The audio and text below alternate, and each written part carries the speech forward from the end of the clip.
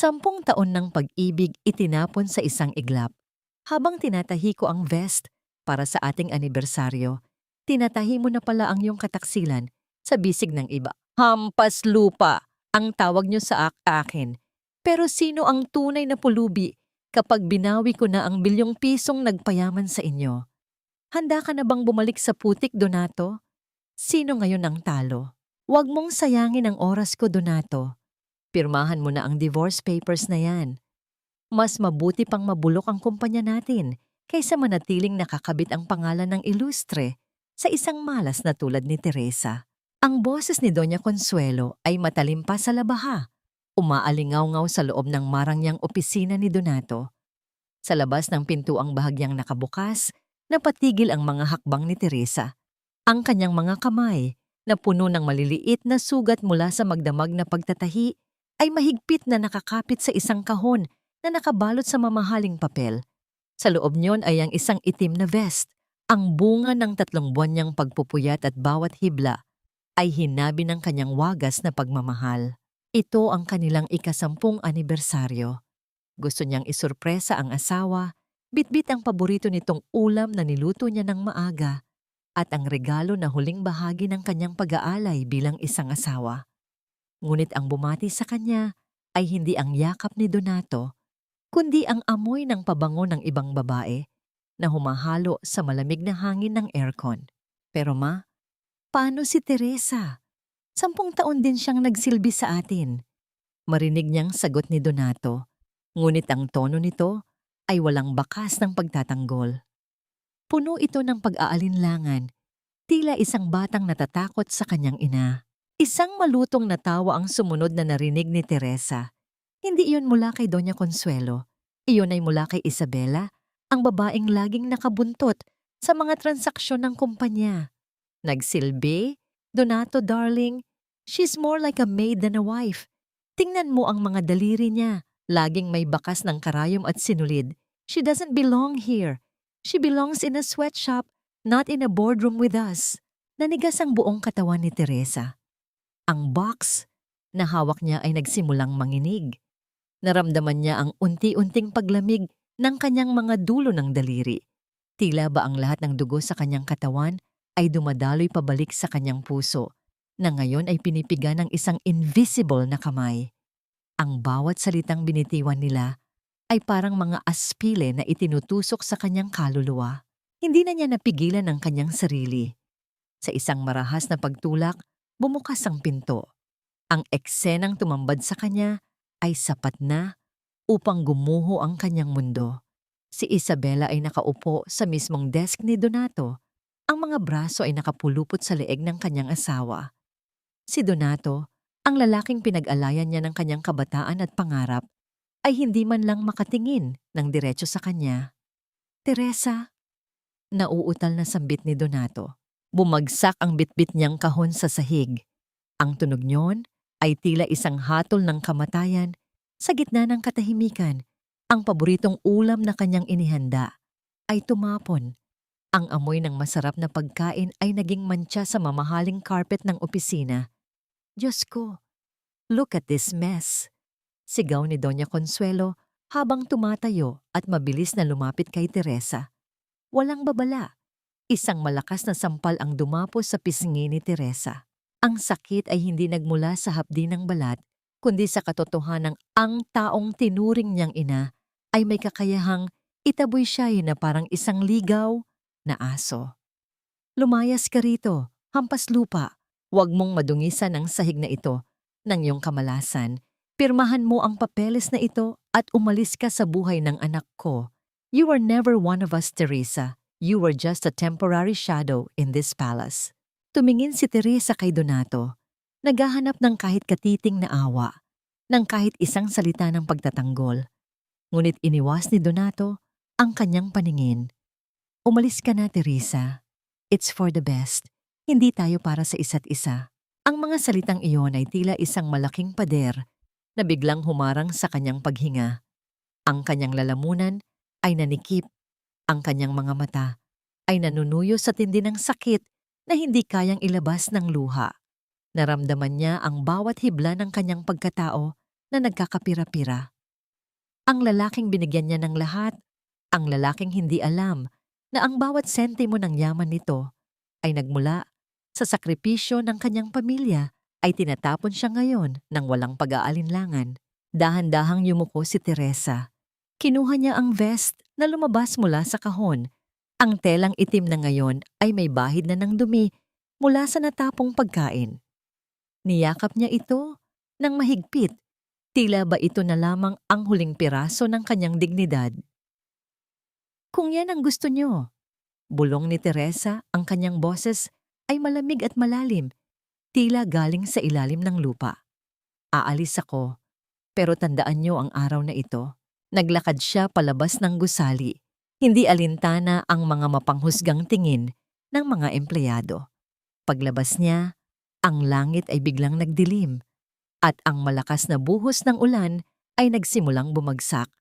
Ang bawat patak ng ulan ay tila sumasabay sa kanyang tahimik na pagtangis.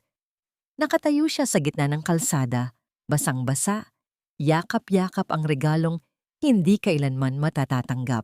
Sa gitna ng kulog at kidlat, isang tanong ang paulit-ulit na bumubulong sa kanyang isipan. Isang tanong na magiging mitya ng kanyang pagbabago. Hanggang kailan ko hahayaang manatili ang aking puso sa mga kamay ng mga taong marunong lang sumira? At ano ang gagawin niyo, Donato, kapag nalaman niyong ang reynang itinapon niyo ang siyang may-ari ng korongang suot niyo ngayon? Huwag kang lilingon, Teresa. Ang basurang itinapon na, hindi na dapat binabalikan pa dahil wala na itong silbi sa loob ng palasyo. Ang boses ni Doña Consuelo ay tila isang sumpa na patuloy na humahabol sa pandinig ni Teresa habang naglalakad siya palayo sa gusaling naging saksi ng kanyang 10 taong pagpapakasakit. Ang bawat hakbang niya sa malamig at basang semento ng Makati ay tila pagbaon ng libu-libong karayom sa kanyang talampakan. Ngunit ang sakit sa kanyang mga paa ay wala pa sa kalingkingan ng hapdi sa kanyang dibdib. Yakap-yakap pa rin niya ang itim na vest. Ang telang iyon na binili niya gamit ang huling ipon mula sa pagbebenta ng kanyang mga lumang alahas ay basang-basa na ngayon. Ang gintong sinulid na ginamit niya sa pagbuborda ng pangalan ni Donato sa laylayan nito ay hindi na kumikinang. Tila nakisabay na ito sa kadilimang bumabalot sa kanyang paligid. Isang mapait na ngiti ang kumawala sa kanyang mga labi.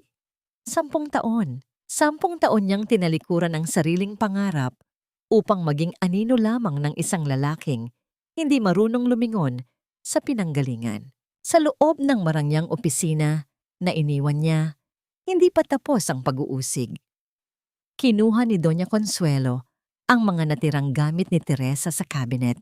Isang lumang sewing kit, mga litratong kupas na, at ang paboritong tasa ni Teresa. Sunugin ang lahat ng ito, utos ng matanda sa isang utility worker, habang ang kanyang mukha ay puno ng pandidiri. Ayaw kong may maiwang amoy ng kahirapan sa opisinang ito. Donato, ayusin mo ang iyong sarili. Darating ang mga investors bukas at kailangan nilang makita na si Isabela na ang nasa tabi mo. Pero ma, paano ang mga dokumentong nasa pangalan ni Teresa? Tanong ni Donato, habang ang kanyang mga kamay ay nanginginig, habang nagsasalin ng alak. Ang kontrata sa kumpanya ang, "Huwag kang tanga anak," putol ni Doña Consuelo, habang hinahaplos ang balikat ng anak. Pinapirma na natin siya sa mga papeles kanina bago mo siya pinalayas. Akala ng babaeng iyon ay divorce papers lang ang pinirmahan niya, pero kasama doon ang pagtalikod niya sa anumang karapatan sa Ilustre Real Estate. Tapos na ang papel niya sa buhay natin. Utang niya sa atin ang 10 taon ng pagtira sa mansyon, kaya patas na ang lahat. Habang nagtatawanan ang dalawa, kasama si Isabela, si Teresa ay nakarating sa isang madilim na sulok ng parke. Ang kanyang katawan ay nagsimulang manginig ng hindi kontrolado. Hindi na niya naramdaman ang lamig ng ulan. Ang nararamdaman na lamang niya ay ang unti-unting pagpanaw ng huling hibla ng pag-asa sa kanyang puso. Napasandal siya sa isang puno. Ang kanyang mga tuhod ay tuluyang bumigay. Doon, sa gitna ng katahimikan at dilim, tila bumalik ang kanyang gunita. 10 taon na ang nakalilipas. Naalala niya ang mukha ng kanyang yumaong ina habang iniabot sa kanya ang titulo ng kanilang maliit na lupain sa probinsya. Teresa, ang lupaing ito, ang ating huling yaman. Huwag mo itong ibibigay sa sinuman, maliban kung ito ang magiging susi ng iyong kaligayahan. Isang hikbi ang kumawala sa kanyang lalamunan. Ibinenta niya ang lupang iyon. Ibinenta niya ang alaala ng kanyang ina upang iligtas ang kumpanya ni Donato nang ito ay nasa bingit ng pagbagsak. At ang masakit, ang lahat ng iyon ay ginawa niya ng lihim sa pamamagitan ng isang dummy corporation na ipinangalan niya sa kanyang ina, ang Stella Maris Trust. Sa loob ng 10 taon, ang mga ilustre ay namuhay sa rangya gamit ang perang mula sa kanya habang siya ay itinuring na isang pabigat at hampas lupa. Niloko niyo ako. Bulong ni Teresa sa hangin. Ang kanyang boses ay nanginginig sa puot. Binigay ko ang lahat, pero ang ibinalik niyo ay basura. Naramdaman niya ang init ng luha sa kanyang mga mata. Ngunit agad itong hinugasan ng ulan. Ang kanyang mga daliri, na sanay sa paghawak ng pinakamahihis na tela, ay nakabaon ngayon sa putikan ng parke. Ngunit sa ilalim ng putik na yon, tila may isang bagong lakas na nagsisimulang mag-ugat. Ang kanyang isipan ay tila isang makina na mabilis na nag-iisip. Kung ang pag-ibig ang nagpabulag sa kanya, ang kataksilan ang siyang nagbukas ng kanyang mga mata. Hindi pa nila alam. Hindi pa alam ni Donato at ng kanyang ina na ang kumpanyang kanilang ipinagmamalaki ay nakatali sa isang kontratang siya mismo ang may hawak ng susi. Dahan-dahang tumayo si Teresa. Ang kanyang paningin ay nagsimulang lumabo dahil sa pagod at gutom. Ngunit ang kanyang layunin ay mas malinaw pa sa sikat ng araw. Kinuha niya ang kanyang basang pitaka at doon ay hinanap ang isang maliit at lumang tarheta. Ang pangalang nakasulat doon ay halos hindi na mabasa, ngunit sapat na yon upang bigyan siya ng direksyon. Lola Amparo. Mahinang sambit niya. Sa gitna ng malakas na kulog, isang kislap ng kidlat ang tumama sa kalangitan, na tila nagbibigay ng hudyat sa simula ng isang bagong kabanata. Ngunit bago pa siya makahakbang ng malayo, ang kanyang paningin ay tuluyang nagdilim. Ang huling narinig niya ay ang tunog ng gulong ng isang sasakyan na huminto sa kanyang tapat. Ang liwanag ng headlight nito ay tila isang malaking mata na nagmamasid sa kanyang pagbagsak. Sino ang taong nasa loob ng sasakyang yon? Kaibigan ba? O isa na namang kaaway na magdadala sa kanya sa mas malalim na dusa?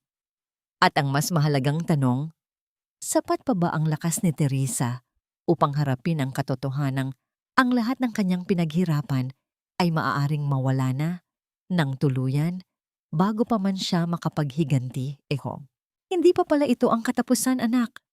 Ang bawat hibla ng sinulid na naputol ay maaari pang idugtong, basta't marunong kang humawak ng karayom sa gitna ng dilim. Ang boses na yon ay tila isang mainit na kumot na bumalot sa nanginginig na katawan ni Teresa. Pagdilat ng kanyang mga mata, hindi ang mapuputing dingding ng ospital ang bumungad sa kanya, kundi ang isang kisameng gawa sa luma at maitim na kahoy. Ang hangin ay hindi amoy gamot, kundi amoy ng pinaghalong langis ng makina, tuyong tela, at ang matamis na samyo ng bagong lutong pandesal. Dahan-dahan siyang bumangon at doon niya nakita ang isang matandang babae na nakaupo sa isang lumang silya, abala sa pag-aayos ng isang tumpok ng mga makukulay na retaso. Ang bawat galaw nito ay puno ng ingat, tila ba bawat piraso ng tela ay may sariling kaluluwa. Lola Amparo. Mahinang tawag ni Teresa.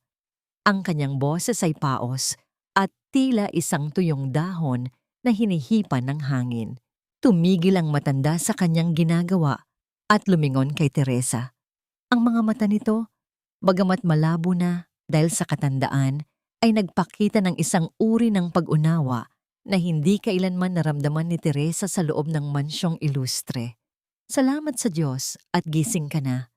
Nakita ka ng aking apo sa parke, basang-basa, at tila isang ibong na wala ng pakpak. Alam kong darating ang araw na babalik ka rito. Anak ni Maria. Ang tiyangge ni Lola Amparo sa Binondo ay maliit, masikip, at puno ng mga gamit sa pananahi. Ngunit para kay Teresa, ito ang pinakaligtas na lugar sa mundo. Doon, sa ilalim ng mga nakasalansang rolyo ng tela, naramdaman niya ang init na matagal nang ipinagkait sa kanya. Inabutan siya ng matanda ng isang mainit na tsa.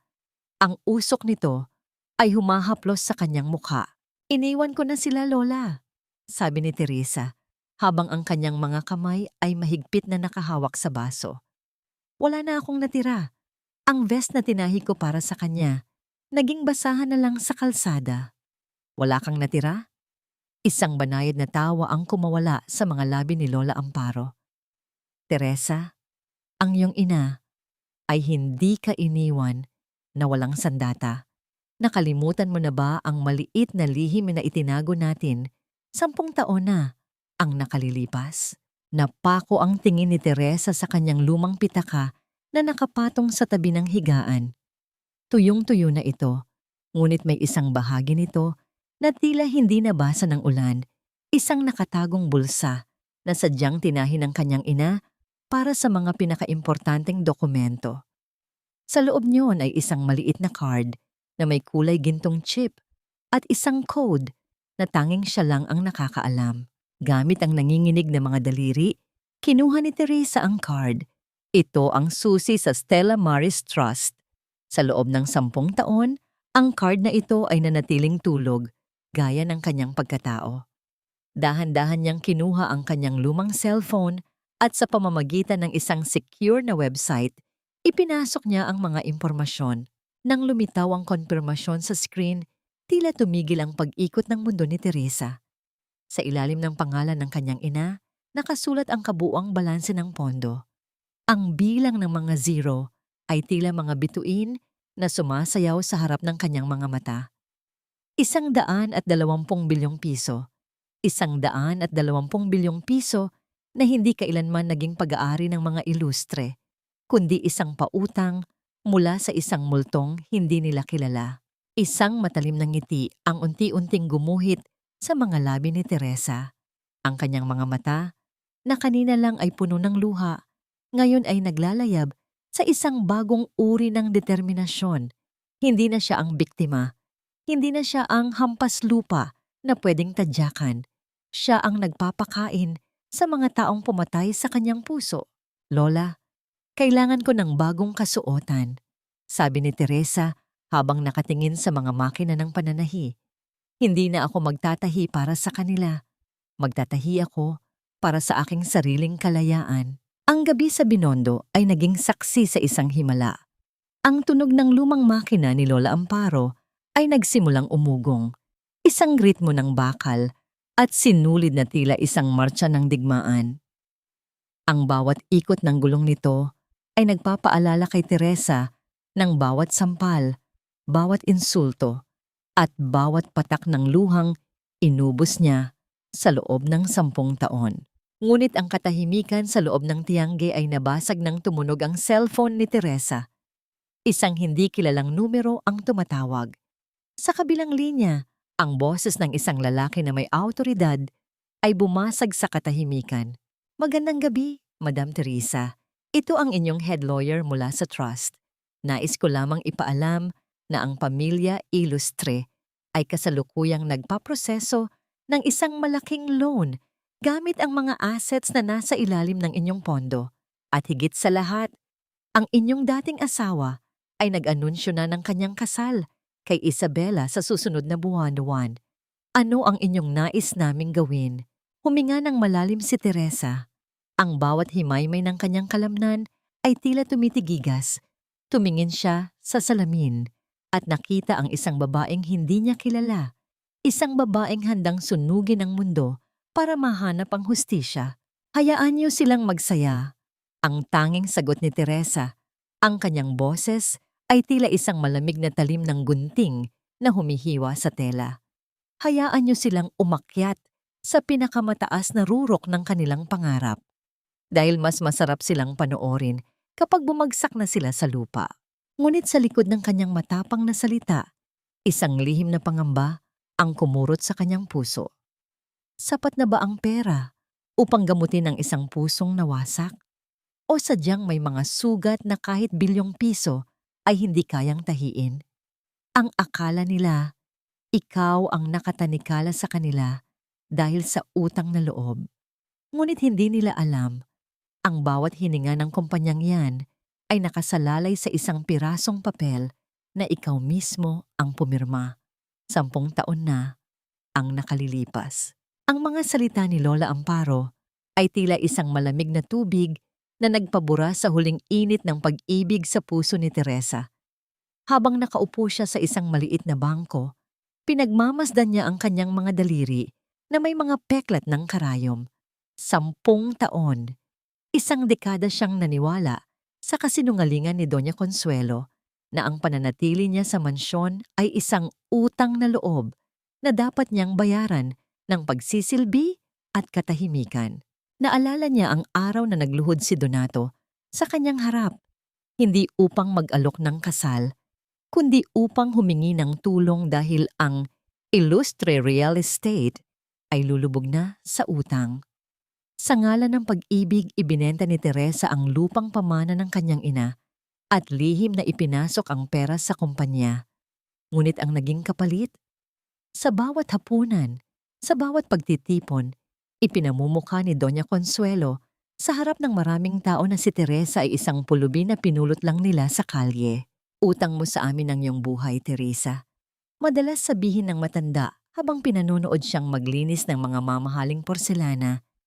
Kung hindi dahil sa anak ko, baka nabubulok ka na sa hirap. Isang mapait na tawa ang kumawala sa mga labi ni Teresa habang siya ay nagtitiis sa panglalait. Ang pera niya ang bumibili ng mga alahas na suot ni Doña Consuelo. Ang pera niya ang nagbabayad sa mga luho ni Donato. Ang kanyang sakripisyo ang naging hagdan nila patungo sa rurok. Ngunit siya ang naging tuntungan na pilit nilang itinatago sa ilalim ng kanilang mga sapatos. Sa kabilang dako ng lungsod, sa loob ng marangyang mansyon ng mga ilustre, tila isang malaking pista ang nagaganap.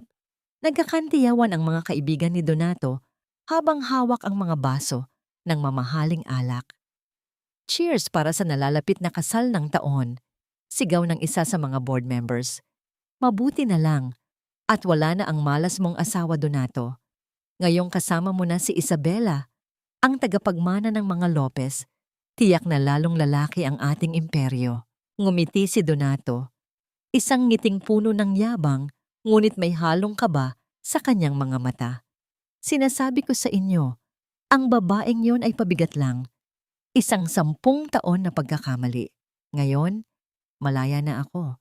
At ang loan na inaasahan natin mula sa Stella Maris Trust, siguradong maaprubahan na yon dahil wala na ang sagabal sa aking imahe. Hindi alam ni Donato na sa bawat lagok niya ng alak, unti-unti nang humihigpit ang bitag na siya rin ang gumawa. Si Doña Consuelo naman ay abala sa pag-ayos ng listahan ng mga bisita. Ang kanyang muka ay nagniningning sa kagalakan dahil sa wakas ay mapapalitan na ng isang disenteng babae ang kanyang kinamumuhian na manugang. Ipakita natin sa buong mundo na ang mga ilustre ay hindi basta-basta. Wika ng matanda. Ang kasal na ito ang magpapatunay na tayo ang hari at reyna ng industriyang ito. Walang puwang ang mga mahihirap sa ating hapagkainan. Samantala, sa loob ng maliit na silid sa Binondo, nagpulong si Teresa at ang kanyang abogado sa pamamagitan ng isang lihim na video call. Ang mukha ni Teresa ay wala ng bakas ng pag-aalinlangan.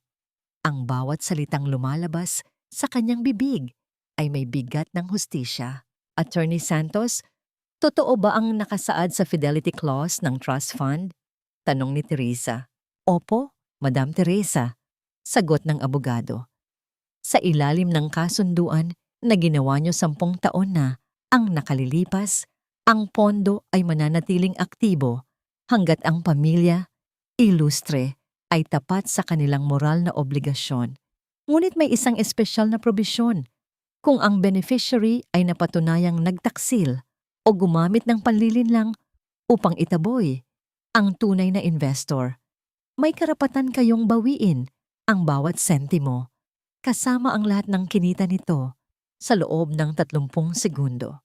Hinaplos ni Teresa ang sinulid na ginto na hawak niya at ang kanilang balak na pagpapakasal kay Isabela. Iyon ang magiging mitya, madam.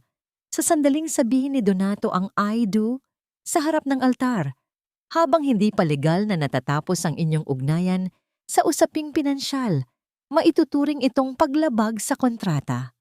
Ang kasal nila ang magiging huling pirma sa kanilang sariling bangkarota. Isang matalim na katahimikan ang bumalot sa silid.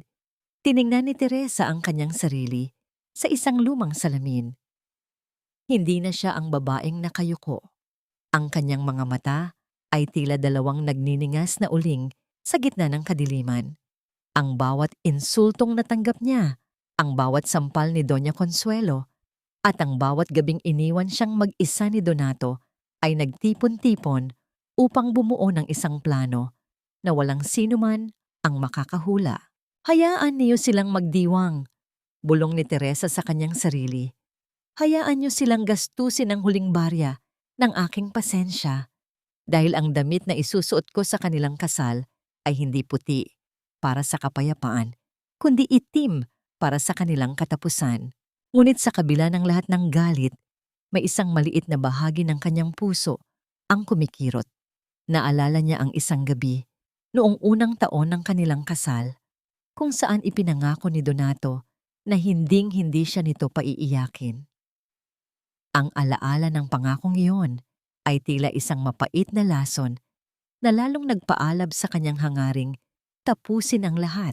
Bago matapos ang gabi, isang huling tawag ang tinanggap ni Teresa. Ang boses sa kabilang linya ay galing sa isa sa mga kasambahay na matagal na niyang natulungan sa mansyon. Ma'am Teresa, may balita po ako. Si Doña Consuelo, pinaplano po nilang ibenta ang lumang bahay ng inyong ina na kinuha nila sa inyo bilang collateral. Gagawin daw po nilang parking lot para sa bago nilang proyekto. Nabitawan ni Teresa ang kanyang karayom. Ang tunog ng bakal na tumama sa sahig ay tila isang malakas na pagsabog sa kanyang pandinig. Ang huling piraso ng kanyang pagkatao na nag-uugnay sa kanya sa kabutihan ay tila tuluyan ng naputol. Sobra na. Ang tanging nasabi ni Teresa, sobra na ang panglalait nyo sa alaala ng aking ina.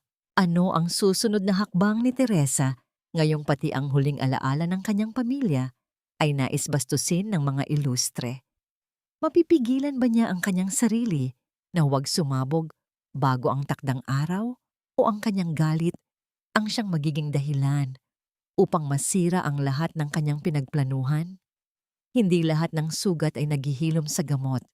Minsan, kailangan mong gupitin ang nakaraan para lamang mahanap ang iyong bagong mukha.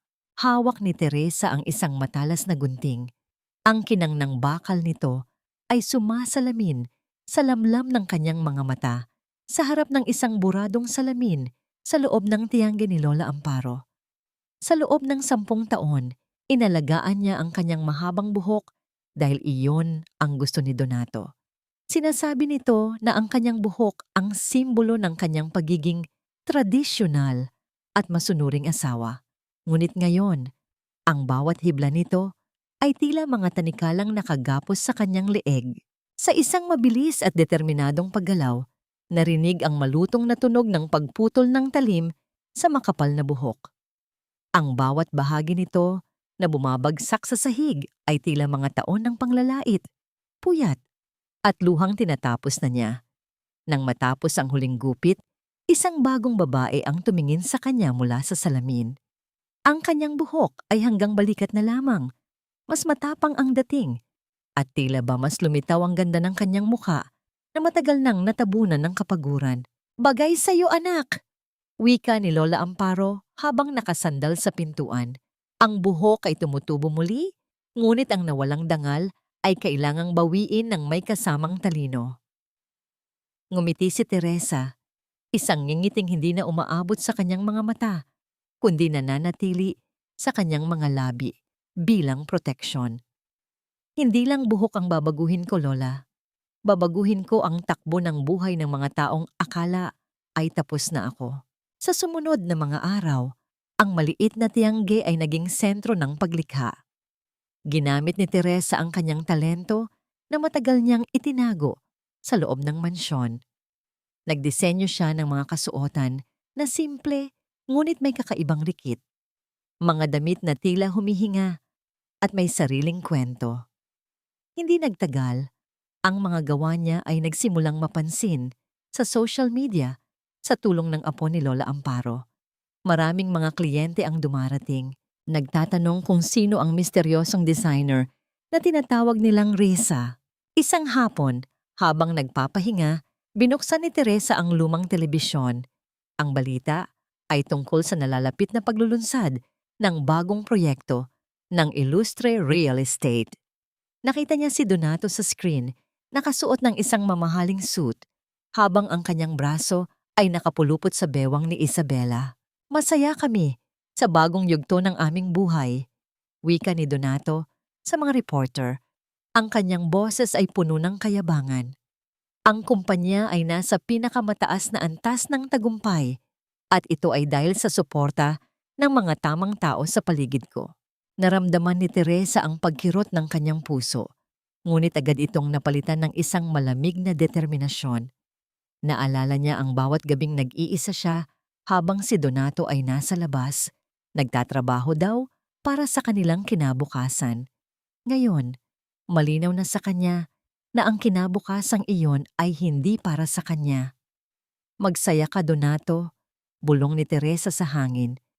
Dahil ang bawat ngiti mo ngayon ay hiram lamang sa pondong anumang oras ay maaari kong bawiin.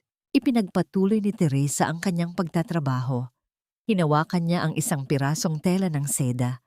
Ang lambot nito ay nagpapaalala sa kanya ng kanyang sariling kahinaan noon. Ngunit habang hinihila niya ang sinulid upang tahiin ito, naramdaman niya ang tibay nito. Iyon ang kanyang golden moment. Ang pagkilala na siya ay gaya ng telang iyon. Maaaring malambot tingnan, ngunit mahirap mapunit. Isang hapon, habang abala si Teresa sa pag-aayos ng isang display sa harap ng tindahan, isang marangyang sasakyan ang huminto sa tapat ng makitid na eskinita ng Binondo. Ang tunog ng pinto ng sasakyan na sumara ay tila isang babala sa katahimikan ng paligid.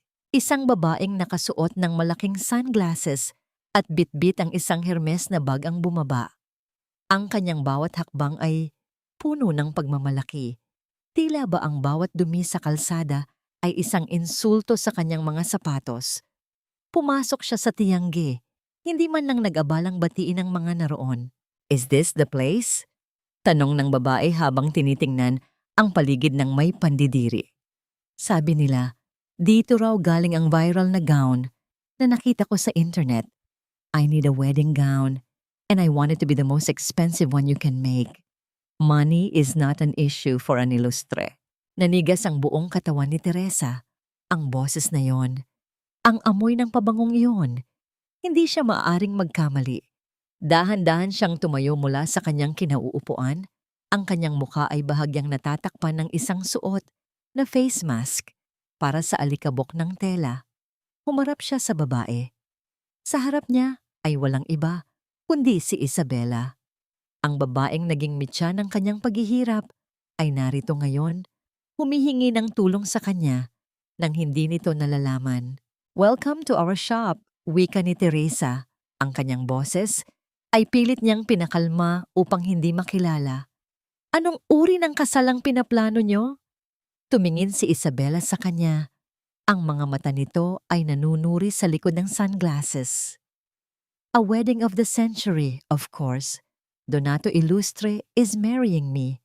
I want a gown that will make everyone realize that he finally found a queen, not a maid." Isang matalim na kidlat ng galit ang dumaan sa mga mata ni Teresa. Ngunit agad niya itong itinago.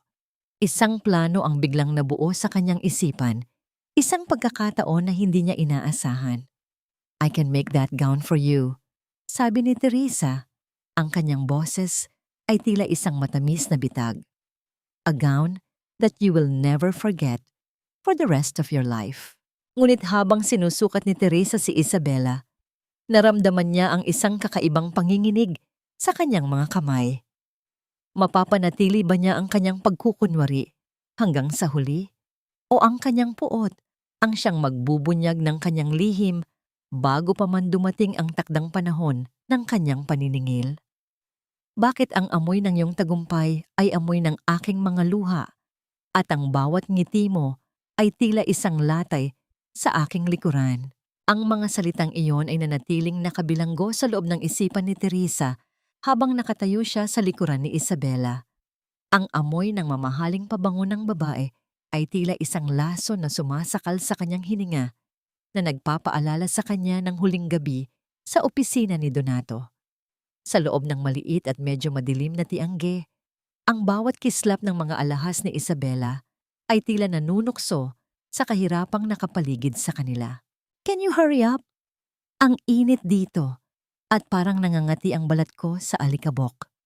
Reklamo ni Isabela habang iwinagayway ang kanyang kamay sa harap ng kanyang mukha. Tumingin siya sa paligid ng may halong pandidiri mula sa lumang makina ni Lola Amparo hanggang sa mga tumpok ng tela sa sulok. "I don't even know why I'm here. If it weren't for that viral dress, hinding-hindi ako maglalakad sa ganitong klaseng lugar. This place is so cheap."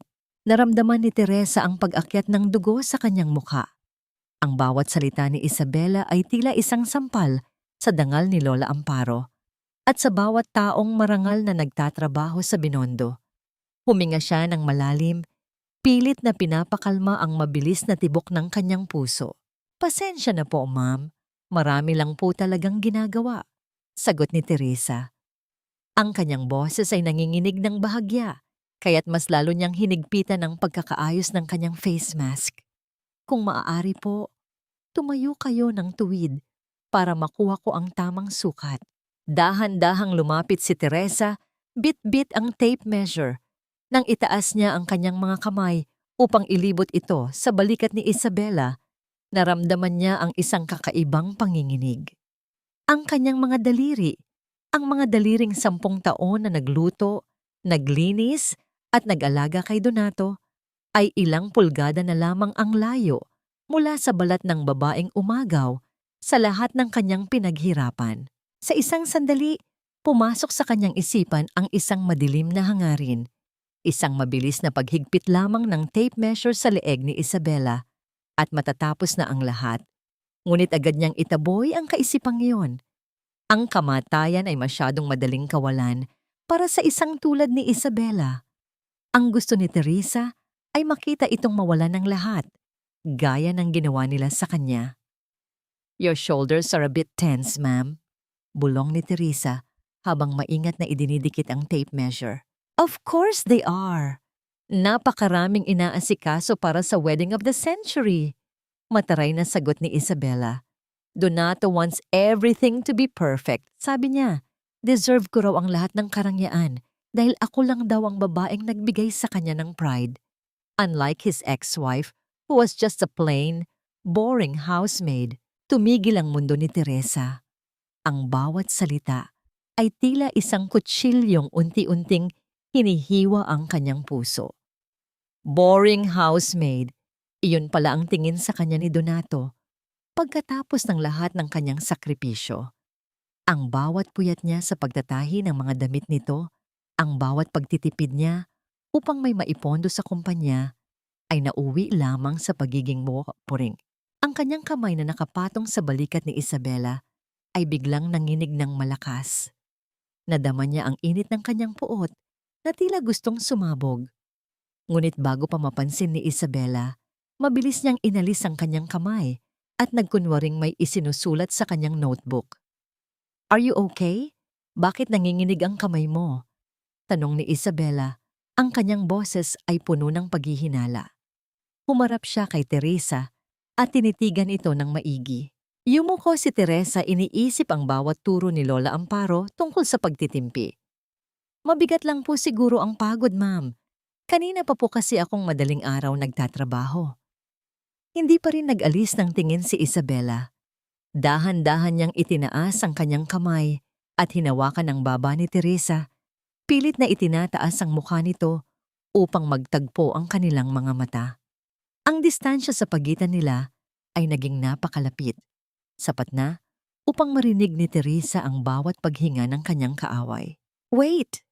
sabi ni Isabela, ang kanyang mga mata ay nanliit habang pinagmamasdan ang mga mata ni Teresa. "Those eyes, parang nakita ko na ang mga matang yan." Ang tibok ng puso ni Teresa ay tila isang tambol na nagwawala sa loob ng kanyang dibdib.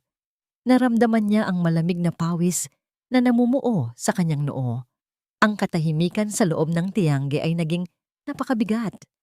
Tila ba ang bawat segundo ay isang oras ng paghihirap. "Parang kilala kita?"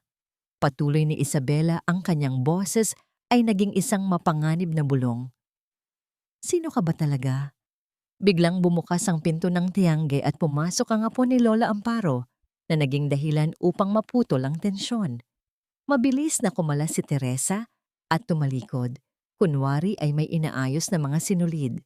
Ngunit habang papaalis si Isabela sakay ng kanyang marangyang sasakyan, isang huling tingin ang ipinukol nito sa tindahan. Sa loob naman, napasandal si Teresa sa pader. Ang kanyang mga tuhod ay nanghihina. Alam niyang nagsisimula pa lamang ang laro. Ngunit sa bawat hakbang niya palapit sa kanyang layunin, mas lalo ring lumalapit ang panganib na mabunyag ang kanyang lihim. Paano kung sa susunod na pagkikita nila ay hindi na siya makapagtago sa likod ng maskara? At ano ang gagawin ni Teresa kapag nalaman niyang ang bawat sukat na kinuha niya kay Isabela ay may kalakip na isang sumpa na maaari ring bumalik sa kanya? Sa loob ng marangyang opisina ng Illustre Real Estate, ang lamig ng aircon ay hindi sapat upang patigilin ang pagtagaktak ng pawis sa noo ni Donato. Hawak niya ang isang opisyal na liham mula sa bangko. Ang bawat salita doon ay tila isang hatol na unti-unting pumapatay sa kanyang kumpiyansa. Ang Stella Maris Trust, ang misteryosong kumpanyang nagligtas sa kanila 10 taon na ang nakalilipas, ay nagpadala ng pahiwatig na sasailalim ang kanilang kumpanya sa isang biglaang financial audit. Hindi ito maari. Bulong ni Donato. Ang kanyang boses ay nanginginig. Ngayon pa? Ngayong kailangan natin ng panibagong pondo para sa expansion at para sa kasal? Eksaktong bumukas ang pinto at iniluluwa nito ang isang nagngangalit na Doña Consuelo. Ang kanyang mga hakbang ay mabigat at ang mga alahas sa kanyang leeg ay lumilikha ng tunog na tila mga kadena. "Donato, ano itong balita mula sa board? Bakit nagkakagulo ang mga investors? Sinasabi nilang may problema raw sa ating main funder."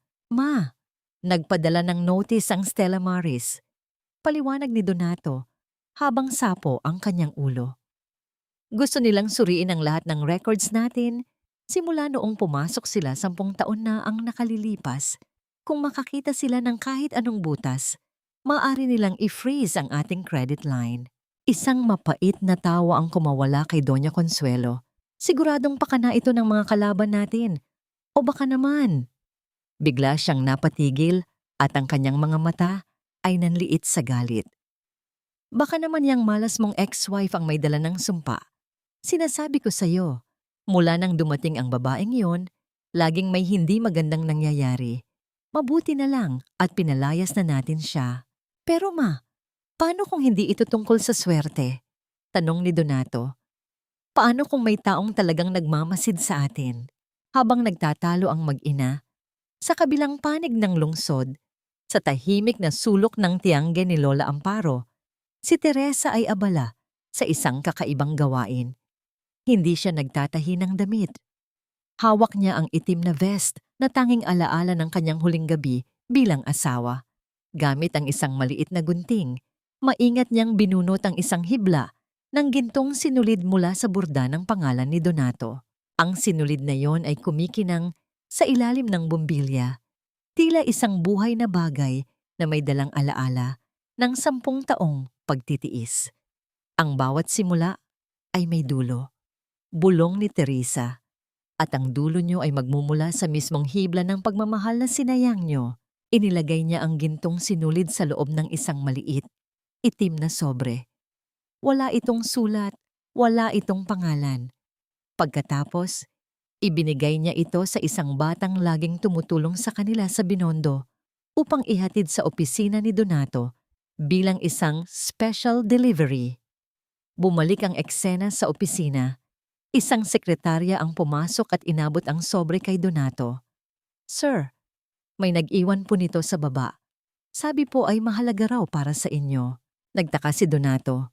Binuksan niya ang sobre at ang gintong hibla ay dahan-dahang lumabas at nahulog sa kanyang mesa. Sa isang sulyap, tila isang simpleng sinulid lamang ito. Ngunit nang hawakan ito ni Donato, ang kanyang mukha ay biglang namutla. Ang uri ng pagkakahabi, ang kinang ng ginto, at ang amoy ng tela. Pamilyar ito. Napakapamilyar. "Donato, ano yan?" tanong ni Doña Consuelo habang diring-diri na nakatingin sa sinulid. "Bakit ganyan ang mukha mo?" Hindi makasagot si Donato.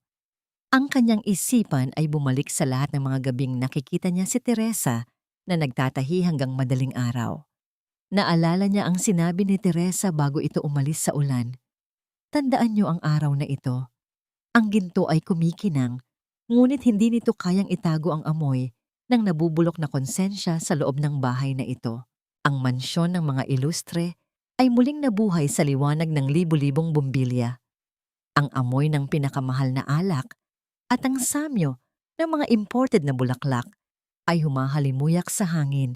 Tila pilit na tinatabunan ang tensyong kanina pa namumuo sa bawat sulok. Ito ang gabi ng kanilang pre-wedding gala. Isang pagtitipon na layuning patunayan sa buong mundo na ang mga ilustre ay nananatiling matatag sa kabila ng mga balibalitang nagkakagulo ang kanilang pananalapi. Si Doña Consuelo ay nakasuot ng terno na puno ng mga kumikinang na bato. Ang kanyang nangiti ay tila isang maskara na sadyang ipinako sa kanyang mukha habang bumabati sa mga panauhin. Ngunit sa tuwing tatalikod ang mga bisita, ang kanyang mga mata ay mabilis na naghahanap kay Donato. Sa isang sulok ng hardin, malayo sa mga kumukutitap na ilaw, natagpuan niya ang kanyang anak.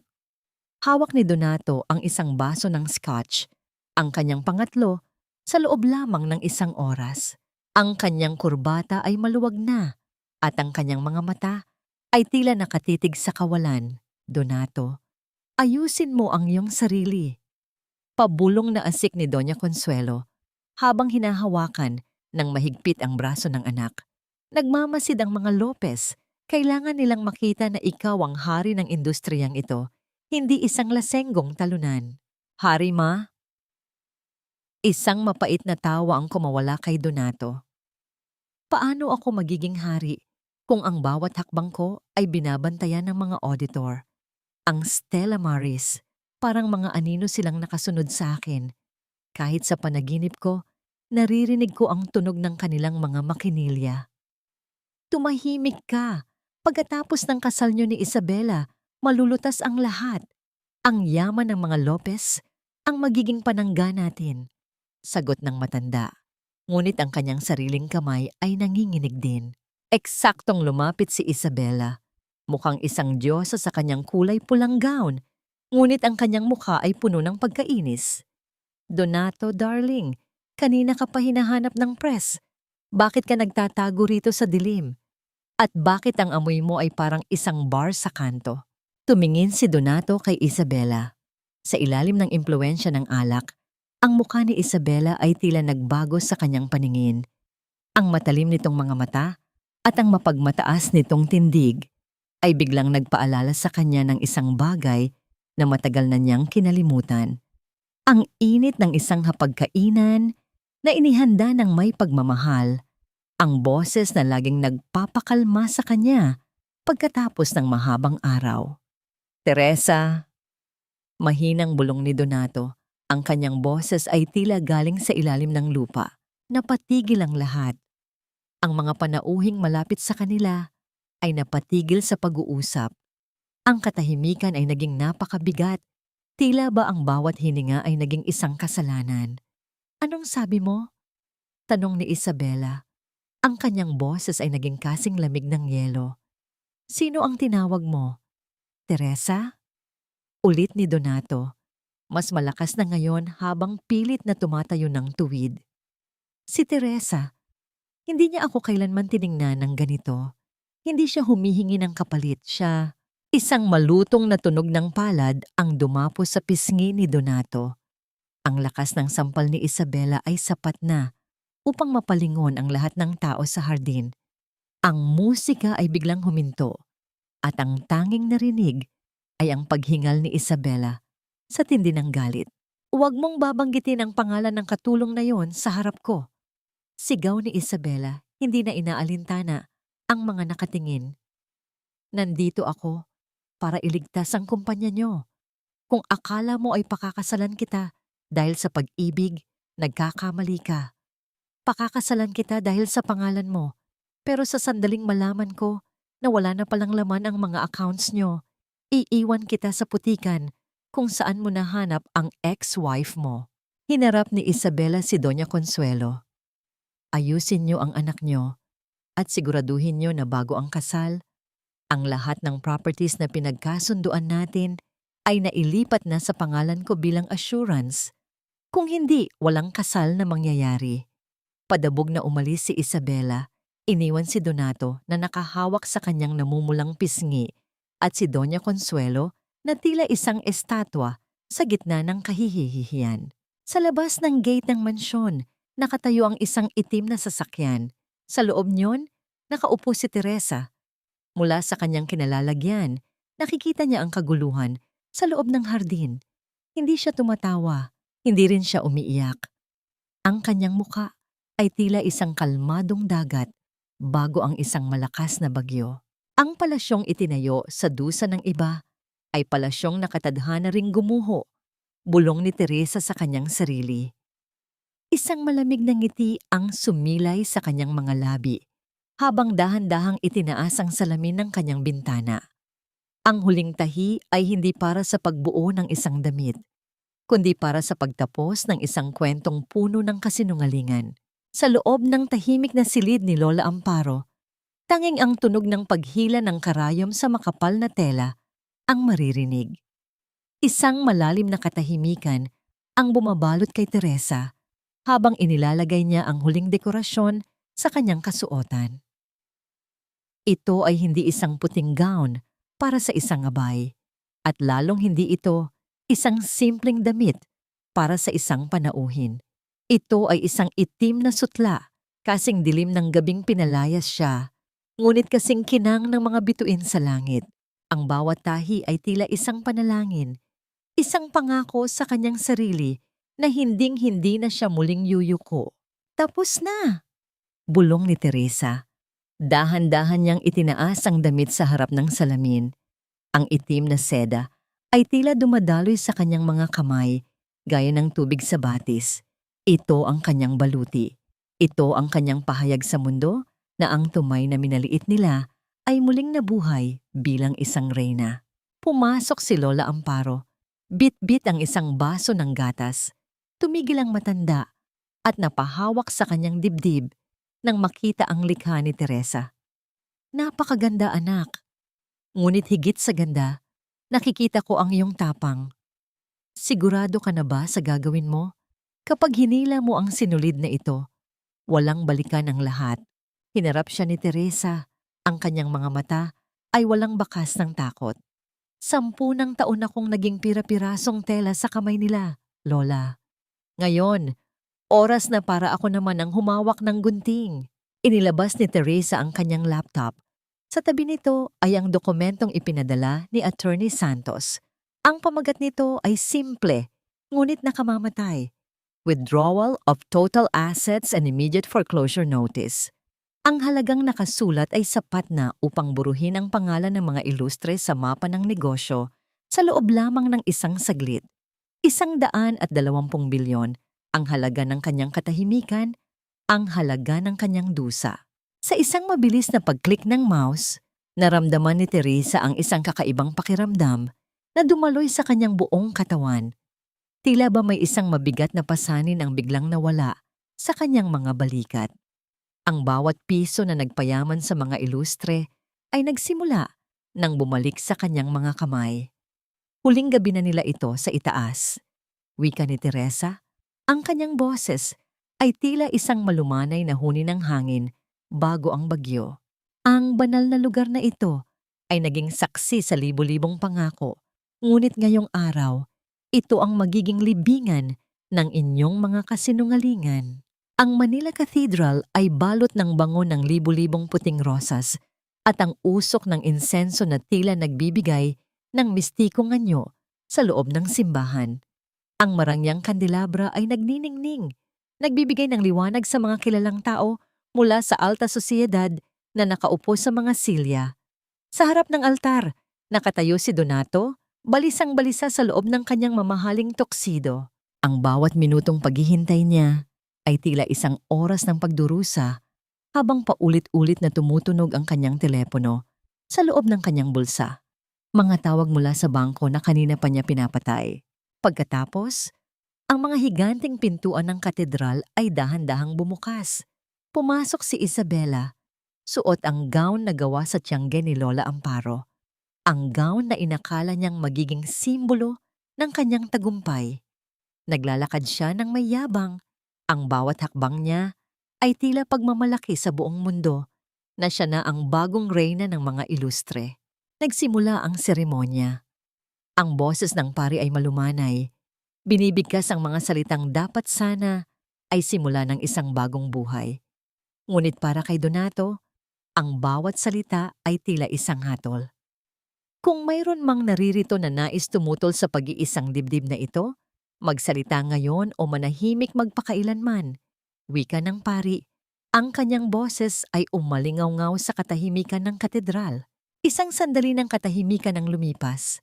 Akmang magpapatuloy na ang pari nang biglang marinig ang isang malakas na tunog mula sa likuran.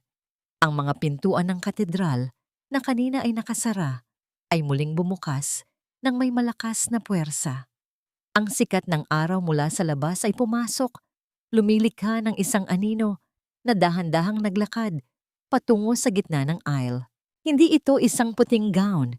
Ito ay isang itim na sutla na tila humihigop sa lahat ng liwanag sa paligid. Isang itim na belo ang nakatakip sa mukha ng babae, ngunit ang bawat tunog ng kanyang takong sa marmol na sahig ay tila isang tibok ng puso na bumibilis. Ako, ang boses ay malamig, malinaw, at puno ng awtoridad. Ako ang tumututol. Nagsimulang magbulungan ng mga tao. Napalingon si Donato. Ang kanyang mukha ay kasing puti ng papel. Teresa? Bulong niya. Ang kanyang boses ay nanginginig sa takot. Dahan-dahang itinaas ni Teresa ang kanyang belo. Ang kanyang bagong gupit na buhok at ang kanyang mga matapang na mata ay nagpatahimik sa lahat. Walang bakas ng plain housemaid na pinalayas nila sa ulan. Ang nakatayo sa harap nila ay isang babaeng tila nagmula sa rurok ng tagumpay. Teresa, anong kalapastanganan ito?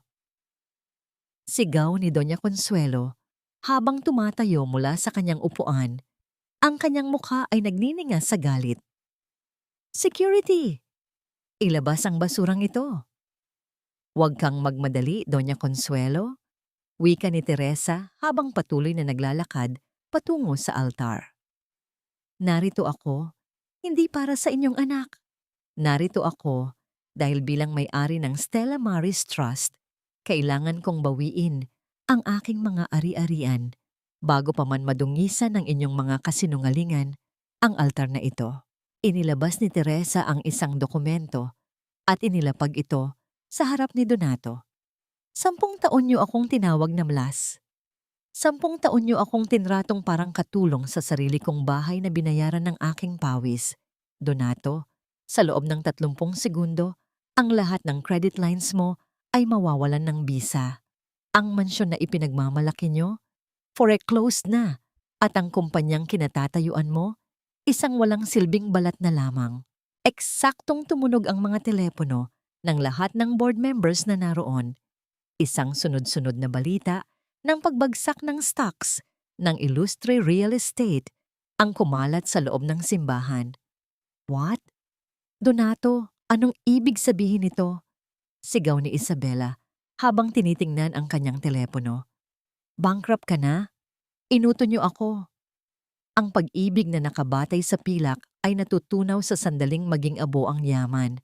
Ngayon, Donato, tikman mo ang pait ng pag-iisa sa gitna ng maraming tao. Ang katahimikan sa loob ng Manila Cathedral ay hindi nagtagal. Mabilis itong napalitan ng ugong ng mga bulong at ang tunog ng mabilis na pagtipa sa mga cellphone ng mga panauhin. Ang katedral na binalak maging saksi ng isang marangyang pagsasama ay naging entablado ng pinakamalaking kahihiyan sa kasaysayan ng mataas na lipunan. Sa gitna ng aisle, si Isabela ay nakatayo pa rin. Ang kanyang puting belo ay bahagyang nakatabingi at ang kanyang muka ay pulang-pula sa galit at kahihiyan. Tiningnan niya si Donato na ngayon ay nakaposas. Ang mga mata ng kanyang magiging asawa ay puno ng pagsusumamo. Donato, explain this. Sabihin mong nagkakamali ang babaeng iyon. Sabihin mong hindi totoo na bankrupt tayo. Sigaw ni Isabela. Ang kanyang boses ay pumiyok sa tindi ng emosyon. Isabela, honey, ayusin ko ito. Trust me, may pagkakamali lang sa accounting. Pagsisinungaling pa rin ni Donato, kahit na ang kanyang buong katawan ay nanginginig na sa takot. Isang matalim at mapait na tawa ang kumawala kay Isabela. Dahan-dahan niyang hinubad ang kanyang engagement ring, isang singsing na inakala niyang simbolo ng kanyang pag-akyat sa kapangyarihan. Trust you? Look at the news, Donato. Ang lahat ng assets niyo ay naka-freeze na. You're a criminal. You're a liar. Walang pasintabi. Inihagis ni Isabela ang singsing sa paanan ni Donato.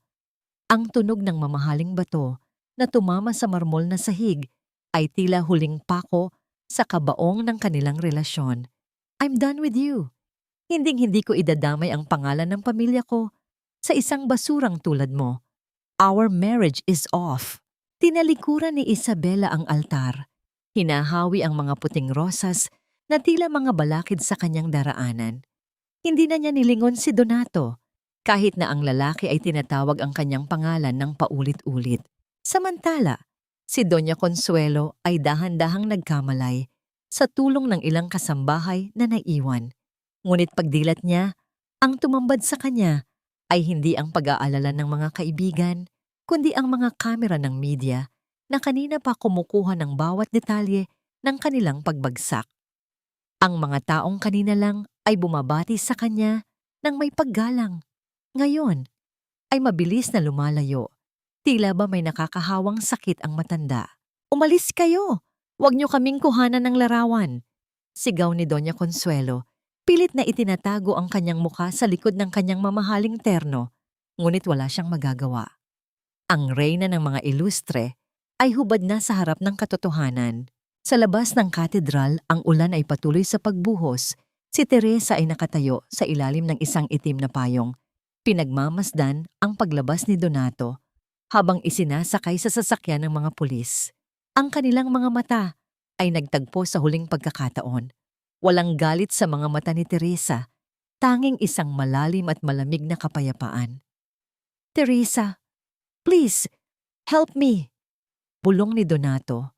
Ang kanyang boses ay halos hindi marinig sa gitna ng buhos ng ulan. Hindi sumagot si Teresa. Dahan-dahan niyang ipinasok ang kanyang mga kamay sa loob ng bulsa ng kanyang itim na coat. Tinalikuran niya ang sasakyan at nagsimulang maglakad patungo sa kanyang sariling sasakyan na naghihintay sa kabilang kanto. Ang ulan na humuhugas sa inyong mga kasuotan ay hindi kayang linisin ang mantsa ng inyong mga puso. Ngayon, tikman niyo ang lamig na ipinaranas niyo sa akin. Nakatayo si Doña Consuelo sa harap ng bakal na gate ng mansyon. Ang kanyang marangyang terno ay basa na at nakadikit sa kanyang katawan. Ang kanyang mga gamit, mga bag na gawa sa balat ng buhaya, mga mamahaling sapatos, at mga kahon ng alahas ay nakatambak sa gilid ng kalsada, unti-unting nababasa ng putik. Sa paligid, ang mga kapitbahay na dati ay yumuyukod sa kanya ay nakasilip sa kanilang mga bintana, nagbubulungan at ang iba ay lihim pang kumukuha ng video sa kanilang mga cellphone. Isang marangyang itim na sasakyan ang dahan-dahang huminto sa tapat ng gate. Ang tunog ng makina nito ay banayad, tila isang babala sa gitna ng ingay ng ulan. Bumukas ang pinto at lumabas si Teresa, hawak ang isang malaking itim na payong. Ang kanyang tindig ay tuwid, ang kanyang mukha ay kalmado, at ang kanyang mga mata ay walang bakas ng pag-aalinlangan. "Teresa!" Sigaw ni Doña Consuelo habang mabilis na lumalapit. Muntik na siyang madulas sa putikan. "Teresa, anak, itigil mo na ang biro na ito. Sabihin mo sa mga taong ito na magkamali lang sila. Pamilya tayo, di ba? 10 taon kang nanirahan sa loob ng bahay na ito. Hindi mo magagawa ito sa akin." Tumingin si Teresa sa matandang babae. Sa loob ng 10 taon, ang tingin na ito ay laging puno ng takot at pagsunod. Ngunit ngayon, ang mga matang iyon ay tila dalawang malalim na telo na nagbukas upang ipakita ang lahat ng kanyang dusa. "Pamilya?" Ang boses ni Teresa ay mahinahon, ngunit bawat salita ay tila isang latay ng latigo. Ang pamilya ba ay nananakit? Ang pamilya ba ay nanamantala ng kabaitan? Ang pamilya ba ay tumatatawag sa isa't isa na hampas lupa at malas? "Nagagalit ka lang. Naiintindihan ko." Patuloy ni Consuelo, pilit na hinahawakan ng kamay ni Teresa. "Ganyan talaga sa pamilya. May mga tampuhan. Pero isipin mo ang anak ko, si Donato. Kailangan kanya ngayon. Ikaw lang ang makakapag-alis sa kanya sa kulungan. Utang mo sa amin ang lahat ng tinatamasa mo ngayon." Dahan-dahang inalis ni Teresa ang kanyang kamay mula sa pagkakahawak ng matanda. "Iyan ang inyong pagkakamali, Doña Consuelo. Ang akala nyo ay may utang na loob ako sa inyo.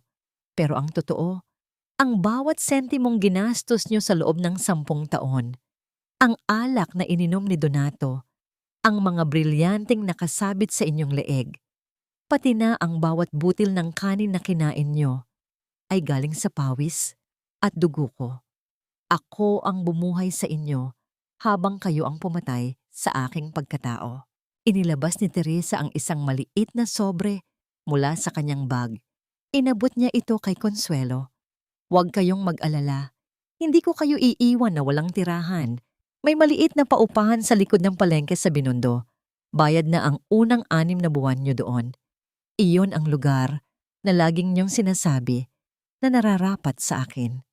Ngayon, ibinibigay ko na sa inyo ang inyong hinahanap." Nanginginig ang mga kamay ni Doña Consuelo habang binubuksan ang sobre. Nang makita ang address, napasigaw siya sa galit. "Sa lugar na yun, gusto mo kaming tumira sa gitna ng mga basura? Teresa, wala kang utang na loob.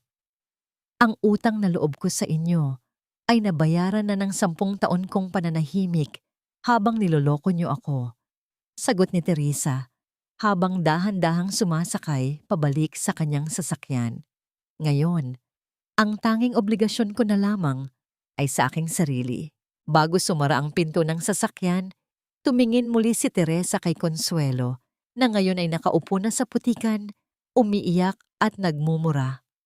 "Paalam, Doña Consuelo.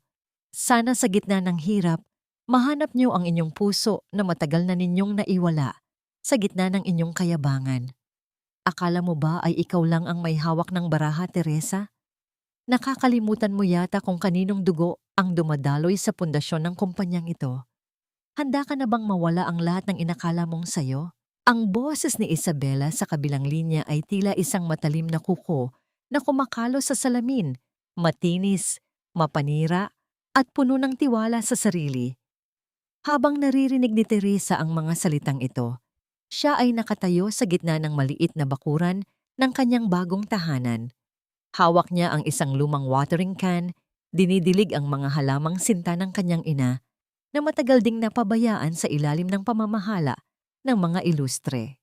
Ang halimuyak ng basang lupa at ang sariwang hangin ng umaga ay kabaligtaran ng nakakasakal na banta ni Isabela. Dahan-dahang ibinaba ni Teresa ang watering can. Naramdaman niya ang pamilyar na panginginig ng kanyang mga kamay. Ngunit sa pagkakataong ito, hindi ito dahil sa takot. Ito ay dahil sa pagkamuhi na pilit niyang sinusugpo. Isabela! Mahinahon ang boses ni Teresa, kasing lamig ng tubig na dumadaloy sa kanyang paanan. Ang mga dokumentong sinasabi mo ay kasing peke ng pag-ibig mo kay Donato.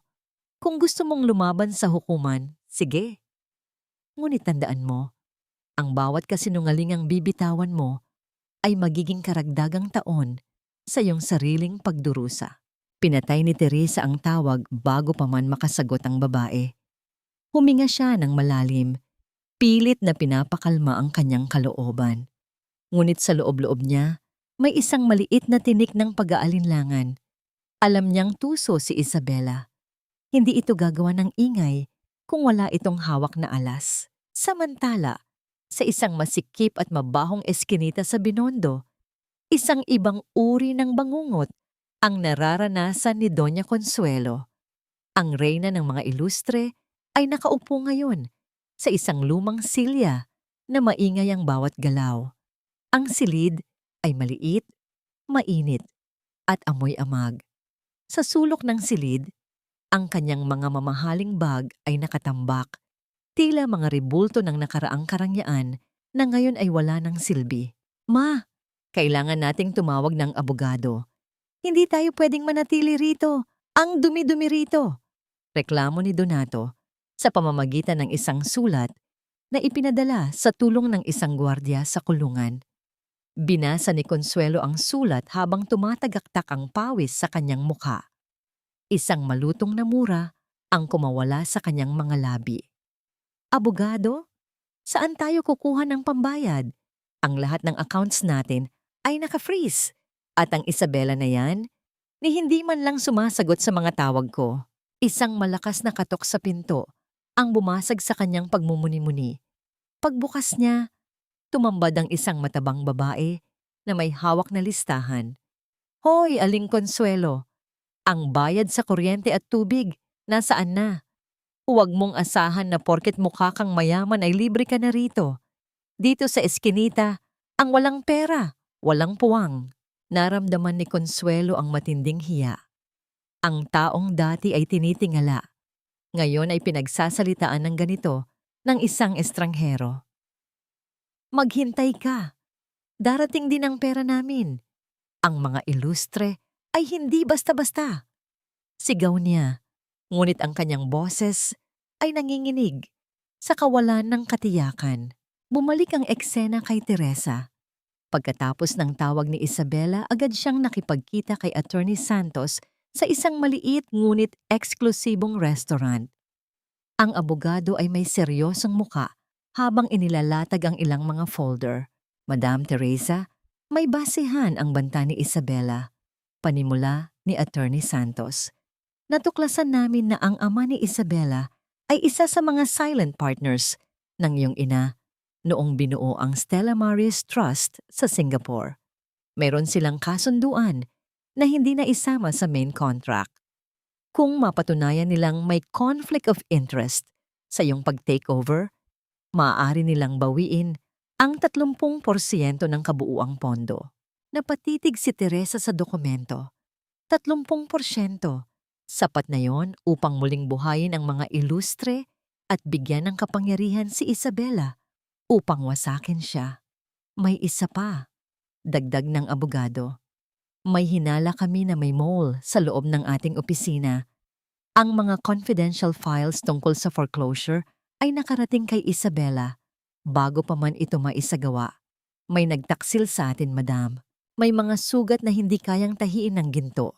At may mga katotohanang mas masakit pa kaysa sa 10 taon na pang-aapi. Napatabi ang sasakyan ni Teresa sa madilim na bahagi ng Roxas Boulevard. Ang tunog ng mga alon na humahampas sa pader ng Baywalk ay tila sumasabay sa mabilis na pintig ng kanyang puso. Ang itim na van na sumusunod sa kanya ay huminto rin sa di kalayuan. Dahan-dahang bumukas ang pinto nito at lumabas ang isang lalaking may katandaan na nakasuot ng simpleng barong at may dalang tungkod. Nang magtagpo ang kanilang mga mata sa ilalim ng malamlam na ilaw ng poste, naramdaman ni Teresa ang panunuyo ng kanyang lalamunan. Ang mukhang iyon, bagamat marami ng kulubot at tila pinatanda ng panahon, ay ang mukhang laging nasa likod ng kanyang mga panaginip. "Papa?" bulong ni Teresa. Ang salitang iyon, na 10 taon na niyang hindi binibigkas, ay tila isang banyagang tunog sa kanyang sariling pandinig. "Teresa, anak ko." Ang boses ni Mateo ay nanginginig. Hindi siya lumapit, tila natatakot na baka biglang maglaho ang sandaling iyon. "Patawarin mo ako. Hindi ko ginustong iwan kayo ng iyong ina. Ang pamilya Lopez, si Isabela, hindi mo alam kung gaano sila kadelikado." Sa loob ng sumunod na oras, sa loob ng sasakyan, narinig ni Teresa ang katotohanang pilit itinago sa kanya. Ang kanyang ama ay hindi pumanaw. Siya ay napilitang magtago matapos mabiktima ng isang corporate setup ng ama ni Isabela upang makuha ang lupain ng kanilang pamilya. Ang kanyang ina, sa kanyang kabayanihan, ay nakipagkasundo sa Stella Maris Trust upang protektahan ang pondo para kay Teresa. Ngunit kapalit nito ay ang pananahimik ni Mateo. "Kaya ka ba bumalik ngayon? Dahil mayaman na ako?" tanong ni Teresa. Ang kanyang boses ay puno ng pagduda at sakit. "Bumalik ako dahil nalaman kong kinakalaban mo si Isabela," sagot ni Mateo habang hinahawakan ang kamay ng anak. "Teresa, ang 30% na hinahabol niya ay hindi lang pera. Ito ay ang share na magbibigay sa kanya ng karapatang kontrolin ang tahanan ng mga sinulid, ang kumpanyang itinayo mo para sa mga kababaihan. Gusto niyang sirain ang lahat ng sinimulan mo." Pagkatapos ng gabing iyon, hindi nagpadala si Teresa sa takot. Sa halip, mas pinatibay niya ang kanyang loob. Pumunta siya sa tahanan ng mga sinulid, ang kanyang bagong tayong workshop sa Marikina. Doon, nakita niya ang 10 kababaihan na dati ay biktima ng karahasan at kahirapan, ngayon ay abala sa pagtatahi ng mga dekalidad na damit. Ang tunog ng mga makina ay tila isang awit ng pag-asa. "Ma'am Teresa, salamat po sa pagkakataong ito," sabi ni Maria, isa sa mga thumay, habang ipinapakita ang isang magandang borda. "Dahil sa inyo, naramdaman ko ulit na may halaga ako." Naramdaman ni Teresa ang init sa kanyang puso. Ito ang kanyang golden moment. Ang bilyon-bilyong piso ay walang kwenta kung hindi ito nagbubunga ng pagbabago sa buhay ng iba. Ito ang tunay na paghilom. Ngunit sa gitna ng kapayapaang ito, pumasok ang kanyang pinagkakatiwalaang assistant na si Melinda. May dalang masamang balita. Ang mukha nito ay maputla at hindi makatingin ng diretso kay Teresa. "Ma'am, may mga tauhan po sa labas. Mula po sa korte, may kasama po silang si Miss Isabela." Lumabas si Teresa at hinarap ang kaguluhan. Doon, sa harap ng kanyang workshop, nakatayo si Isabela. Suot ang isang mamahaling puting suit, tila isang anghel na may maitim na balakin. Hawak niya ang isang cease and desist order. "Surprise, Teresa," nakangising sabi ni Isabela. "Sinasabi ng korte na ang lupang kinatatayuan ng workshop na ito ay bahagi ng contested assets. Simula ngayon, ang tahanan ng mga sinulid ay nasa ilalim na ng aking pamamahala. Melinda, salamat sa mga dokumentong ibinigay mo sa akin." Nanigas ang buong katawan ni Teresa. Tumingin siya kay Melinda, na ngayon ay lumipat na sa tabi ni Isabela. Ang traidor ay ang taong itinuring niyang kapatid sa loob ng kumpanya. Hindi lahat ng hiling para sa tawad ay nararapat tugunan ng oo. Dahil ang pagpapatawad ay hindi paglimot, kundi ang pagpili na huwag nang masaktan muli. Sa loob ng madilim at malamig na bisita ng provincial jail, nakaupo si Teresa sa tapat ng isang makapal na salamin. Ang amoy ng kalawang at luma na semento ay tila sumasakal sa paligid. Sa kabilang panig, lumabas si Donato. Malayo ang itsura nito sa dating makisig at mayabang na CEO ng Illustre Real Estate. Ang kanyang suot na orange na uniforme ay tila naging sako sa kanyang nangangayayat na katawan at ang kanyang mga mata ay wala ng ningning, tila mga uling na namatay sa gitna ng bagyo. Nang makita niya si Teresa, nanginig ang mga labi ni Donato. "Teresa, dumating ka. Akala ko hinding-hindi mo na ako sisilipin dito." Tinitigan siya ni Teresa ng matagal. Walang galit sa kanyang puso, tanging isang malalim na pagod. Inilabas niya ang isang paper bag at inilagay sa counter. "Nagdala ako ng jacket. Gawa yan sa workshop ko. Matibay ang tahi niyan, hindi ka lalamigin sa gabi." Napaiyak si Donato. Ang kanyang mga hikbi ay dinirinig sa buong silid. "Patawarin mo ako, Teresa. Napakagago ko. Sinayang ko ang babaeng tunay na nagmahal sa akin para sa mga bagay na nawala rin sa isang iglap. Kung pwede lang ibalik ang lahat, hindi na pwedeng ibalik ang kahapon, Donato." Mahinahong sagot ni Teresa. "Ang sugat na ginawa niyo ay naghilom na, pero ang peklat ay mananatili bilang paalala. Hindi ako narito para balikan ka. Narito ako para palayain ang sarili ko mula sa huling alaala mo." Tumayo si Teresa at tumalikod. Iniwan ang isang lalaking humihingi ng tawad sa hangin. Paglabas niya ng kulungan, ang kanyang sasakyan ay mabilis na tumakbo patungo sa tahanan ng mga sinulid. Doon, ang tensyon ay abot langit. Nakatayo pa rin si Isabela sa tapat ng workshop, mayabang na iwinagayway ang utos ng korte, habang si Melinda ay nakangising nakatayo sa kanyang likuran. "Oh, nandito na ang dating reyna," sigaw ni Isabela. "Handa ka na bang iimpake ang mga basura mo? Or maybe you want to stay here as my head seamstress? I can give you a discount on your salary." Hindi natinag si Teresa. "Isabela, sinabi ko sa'yo, ang lupang ito ay nakapangalan sa taong hindi mo inaasahan." "And who is that?" "Ang patay mong ina?" Asik ni Isabela. Eksaktong huminto ang isang itim na sasakyan sa likuran ni Teresa. Lumabas si Mateo, ang ama ni Teresa. Bit-bit ang mga orihinal na dokumento ng Stella Maris Trust. Ang lahat ng tao sa paligid ay napasinghap. Si Isabela ay napaurong, ang kanyang mukha ay nawalan ng kulay nang makita ang lalaking inakala niyang matagal nang pumanaw. "Ang lupang ito at ang 30% ng shares na hinahabol mo, Isabela, ay nakapangalan sa akin bilang tunay na founder," wika ni Mateo. Ang kanyang boses ay tila kulog na nagpatahimik sa buong eskinita. "At dahil buhay ako, ang lahat ng kasunduang pinirmahan ng iyong ama sa Singapore ay walang bisa dahil sa panloloko at falsification of documents. Melinda, ang mga file na ibinigay mo kay Isabela, mga patibong yon na sadyang inihanda namin ni Teresa para aminin niyo ang inyong sabwatan." Nabitawan ni Isabela ang folder na hawak niya. Ang mga dokumento ay nagkalat sa putikan. Hindi ito maaari. Pinaglalaruan niyo ako." "Pulis," tawag ni Mateo. Sa likuran ng workshop, lumabas ang mga otoridad. "Miss Lopez, you are being charged with industrial espionage, falsification of public documents, and illegal seizure of property." Ang tunay na kinang ay hindi nanggagaling sa mga brilyante, kundi sa mga matang muling natutong mangarap pagkatapos ng mahabang kadiliman. Ang bulwagan ng National Museum ay napupuno ng mga pinakaimportanteng tao sa bansa.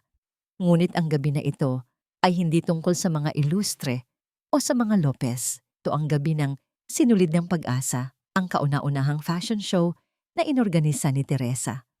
Ang bawat sulok ay pinalamutian ng mga telang habi mula sa iba't ibang lalawigan na sumasalamin sa yaman ng kultura at tibay ng espiritu ng mga Pilipino. Sa likod ng entablado, abala si Teresa sa pag-aayos ng huling detalye sa kasuotan ni Maria. Hindi mga professional models ang lalakad sa ramp. Sila ay ang mga kababaihan ng tahanan ng mga sinulid. Mga babaeng dati ay itinapon ng lipunan, ngunit ngayon ay nakatayo ng tuwid. Huwag kang kabahan, Maria, bulong ni Teresa habang inaayos ang laylayan ng barong na may masalimuot na burda. Ang bawat tahi na ginawa mo ay simbolo ng iyong lakas. Ipakita mo sa kanila kung sino ka. Nang magsimula ang musika, ang bawat hakbang ng mga kababaihan sa entablado ay sinalubong ng masigabong palakpakan. Hindi lamang ito tungkol sa damit. Ito ay tungkol sa muling pagkabuhay ng dangal. Mula sa malayo, pinagmamasdan ni Teresa ang lahat at ang kanyang mga mata ay naglalayab sa kagalakan. Naalala niya ang 10 taon na siya ang nasa likod ng mga kurtina. Nagsisilbi sa isang pamilyang hindi man lang siya kayang pasalamatan. Ngayon, siya na ang bumubuo ng sarili niyang entablado. Sa gitna ng programa, tinawag si Teresa sa harap upang tanggapin ang parangal bilang Humanitarian Businesswoman of the Year. Habang naglalakad siya patungo sa podium, ang lahat ng tao ay tumayo upang magbigay ng pagpupugay. Ang kanyang itim na gown na may mga detalyeng pilak ay kumikinang sa ilalim ng mga spotlight. Ang parangal na ito ay hindi para sa akin. Panimula ni Teresa, ang kanyang boses ay malinaw at puno ng kapangyarihan. Ito ay para sa bawat babaeng sinabihan na wala silang halaga. Ito ay para sa bawat asawa na naging anino lamang sa loob ng sarili nilang tahanan. Ang dangal ay hindi hinihingi. Ito ay nililikha natin sa bawat araw na pinipili nating bumangon mula sa putikan. Pagkatapos ng seremonya, habang naglalakad si Teresa sa hardin ng museo upang huminga ng sariwang hangin, isang lalaki ang lumapit sa kanya. Siya ay matikas, may mga matang puno ng talino, at may hawak na isang maliit na sketchpad. Madam Teresa, wika ng lalaki, ang kanyang boses ay malalim at may galang. Ako si Gabriel. Ako ang bumili ng iyong unang koleksyon sa Binondo. Noon pa man, alam ko nang may kakaibang kwento ang bawat sinulid mo.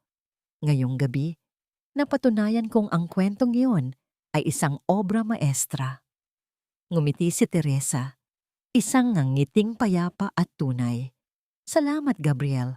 Ang sining ay laging nakakahanap ng paraan upang kumonekta sa mga taong marunong tumingin sa puso. Sa sandaling iyon, naramdaman ni Teresa ang isang uri ng kaligayahan na hindi nakadepende sa kahit kanino. Ito ang glorious solitude, ang pagiging buo sa kabila ng pagiging mag-isa. Ang tagumpay ay mas matamis dahil alam niyang itinayo niya ito mula sa mga pira-pirasong bahagi ng kanyang pusong nadurog. Ang pinakamahirap na tahiin ay hindi ang telang punit, kundi ang isang pusong kailangang turuan muli na tumingin sa hinaharap ng walang pait. Ang amoy ng antiseptic at ang ingay ng mga pasyente sa loob ng public hospital ward ay tila isang malupit na paalala ng gulong ng buhay. Doon, sa isang sulok na kama na may kupas na kumot, natagpuan ni Teresa si Doña Consuelo. Wala na ang naglalakihang brilyante, wala na ang mapagmataas na tindig. Ang babaeng dati ay kinatatakutan ng lahat ay mukhang isang maliit at nalantang dahon na lamang sa gitna ng hangin. Dahan-dahang lumapit si Teresa. Pagkakita sa kanya, ang malabong paningin ni Consuelo ay tila lumiwanag ng bahagya. Ngunit ang kanyang isipan ay nasa ibang panahon. Teresa, ang kape ko. Nasaan na ang kape ko? Bulong ng matanda. Ang kanyang boses ay tila isang tuyong kaluskos. Bilisan mo. Darating ang mga panauhin ni Donato. Huwag mo kaming pahiya. Naramdaman ni Teresa ang isang matinding kurot sa kanyang puso. Hindi dahil sa galit, kundi dahil sa lungkot para sa isang taong hanggang sa huling sandali ay nakakulong sa sarili nitong ilusyon ng kapangyarihan. Kumuha si Teresa ng isang baso ng tubig at dahan-dahang pinainom ang matanda. Hindi siya sumagot. Hindi na kailangang itama ang mga mali ng nakaraan. Hinayaan na lamang niyang maging huling pagsisilbi ito sa isang taong naging bahagi ng kanyang buhay sa loob ng 10 taon. Paalam na po. Tahimik na bulong ni Teresa bago siya lumabas ng ospital. Sa paglabas niya, tila ba ang bawat hakbang niya sa kalsada ay nag-aalis ng huling bakas ng alikabok ng mansyong ilustre sa kanyang mga sapatos. Pagkalipas ng ilang linggo, nagtungo si Teresa sa probinsya, sa mismong lupain na dati ay balak gawing parking lot ni na Donato. Ngunit ngayon, ang lupaing iyon ay nagniningning sa ilalim ng sikat ng araw. Isang malawak na kaindong ng mga bulaklak at mga halamang ginagamit sa paggawa ng natural na tina para sa tela ang bumungad sa kanya. Sa gitna nito ay isang maliit, ngunit modernong bahay kubo na puno ng mga bintanang gawa sa kapis. Inilabas ni Teresa ang isang luma at nanilaw na papel, ang orihinal na disenyo ng vest na tinahi niya para kay Donato 10 taon na ang nakalilipas. Sa tabi ng isang maliit na bonfire na ginawa niya sa bakuran, pinagmasdan niya ang mga guhit na sumasalamin sa kanyang pagiging bulag noon. Sa isang dahan-dahang paggalaw, inilagay niya ang papel sa apoy. Pinanood ni Teresa ang paglamon ng apoy sa papel. Ang usok ay dahan-dahang umakyat sa langit. Tila ba bawat abo ay isang taon ng pagdurusa na tuluyan nang pinapalipad ng hangin. Ina, tapos na po, sabi niya sa kanyang isipan. Malaya na tayo. Dumating si Gabriel, bit-bit ang isang tray ng sariwang prutas at kape. Naupo ito sa tabi niya, hindi nagsasalita, hinahayaan ng katahimikan na maging sapat na komunikasyon sa pagitan nila. Walang pangako ng agarang pag-ibig, walang mabilis na pasya. Tanging ang pangako ng isang pagkakaibigang may respeto at pag-unawa. Napakaganda ng tanawin dito, Teresa, wika ni Gabriel habang nakatingin sa papalubog na araw. Oh, sagot ni Teresa, ang kanyang mga mata ay nakatitig sa abot-tanaw na kulay ube at ginto. Dahil sa wakas, ang nakikita ko ay hindi na ang guho ng kahapon, kundi ang bukang liwayway ng bukas. Ang bawat ingay ng makina ng pananahi sa loob ng tahanan ng mga sinulid ay hindi na tunog ng paghihirap, kundi isang maayos at masayang ritmo ng mga pusong muling nabuo.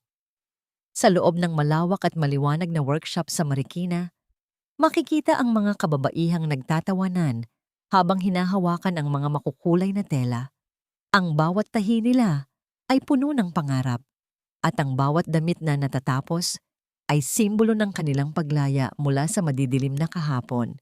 Nakatayo si Teresa sa may bintana ng kanyang opisina, pinagmamasdan ang dahan-dahang paglubog ng araw. Hawak niya ang isang maliit na kahon na iniwan ng kanyang ina. Sa wakas, binuksan niya ito. Sa loob ay walang ginto o mamahaling hiyas, tanging isang lumang thimble at isang maikling liham na may sulat kamay ng kanyang ina.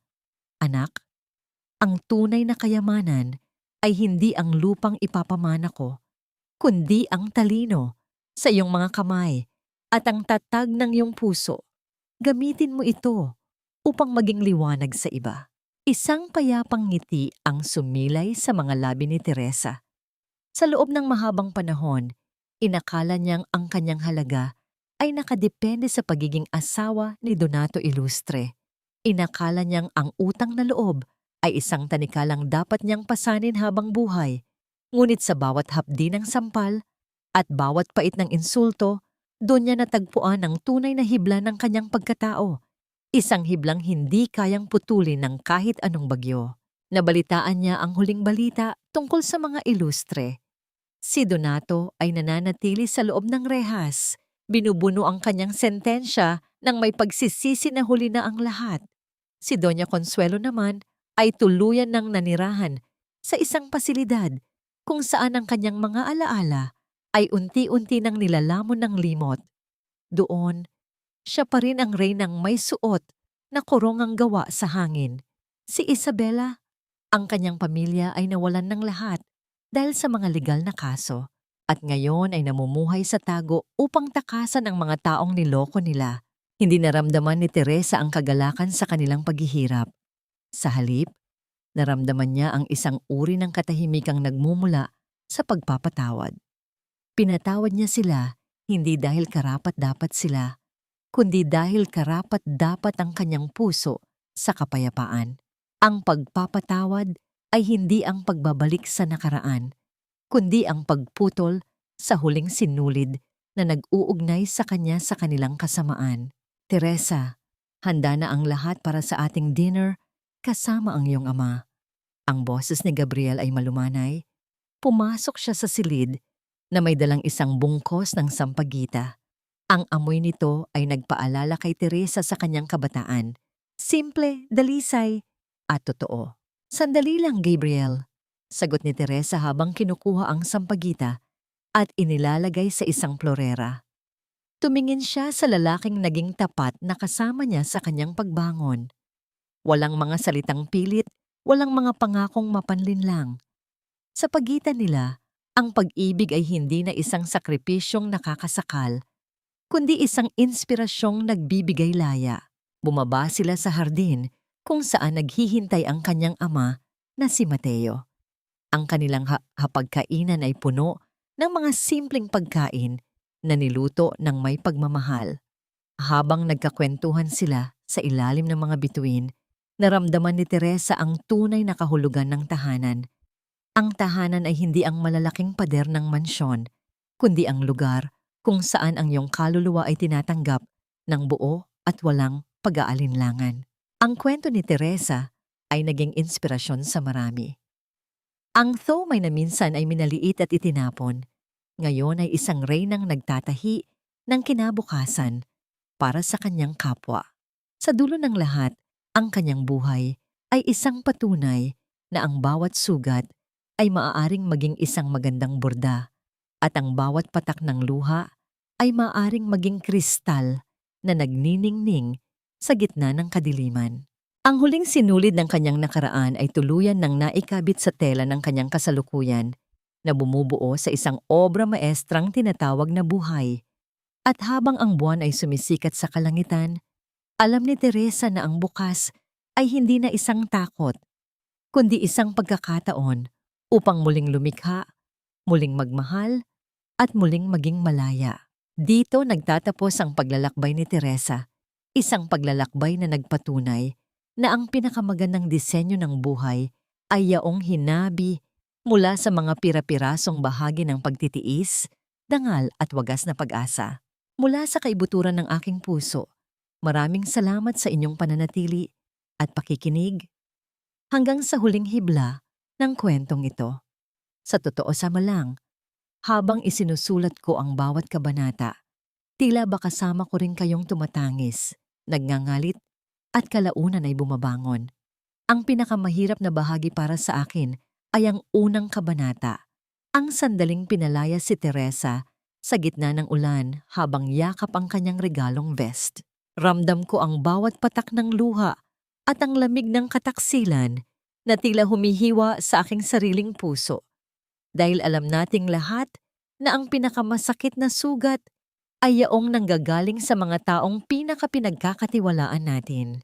Ang kwentong ito ay hango sa mga anino ng katotohanan, mga kwento ng mga kababaihang aking nakilala na sa kabila ng dusa ay piniling huwag maging biktima, kundi maging manlililok ng sarili nilang tadhana. Tadhana. Nais ko sanang baunin ninyo ang mensahe na ang kapatawaran ay hindi pag-amin ng pagkatalo, kundi ang pinakamataas na uri ng katapangan upang pakawalan ang mga tanikala ng nakaraan. Gaya ng isang gintong sinulid sa kamay ng isang mahusay na thomay, ang ating mga sugat at pagkakamali ay maaari nating gamitin upang makabuo ng isang bagong pagkatao na mas matibay at mas maningning pa sa anumang hiyas. Bago tayo tuluyang magpaalam sa mundo ni Teresa, nais kong mag-iwan ng isang tanong na maaari nating pag-isipan ng malalim. Kung ikaw ang nasa kalagayan ni Teresa, matapos ang lahat ng pang-aapi at sakit na iyong naranasan, kaya mo rin bang magpatawad at bigyan ng huling pagsisilbi ang taong sumira sa iyong buhay? O mas pipiliin mo bang talikuran sila nang tuluyan at hayaan silang lamunin ng sarili nilang dilim? Napakahalaga para sa akin na malaman ang inyong saloobin at pananaw tungkol dito. Maraming salamat muli sa inyong walang sawang pagtangkilik. Kung naging bahagi ang kwentong ito ng inyong mga sandali ng pahinga o pagtatrabaho, huwag niyo sanang kalimutang i-like, mag-iwan ng inyong taos-pusong komento, at ibahagi ang video na ito sa inyong mga kaibigan at mahal sa buhay. Ang inyong bawat reaksyon at suporta ang nagsisilbing mitya at liwanag upang patuloy kaming makalikha ng mga kwentong hihilom at magbibigay inspirasyon sa ating mga puso. Hanggang sa muli nating pagkikita sa susunod na pahina ng ating mga pangarap.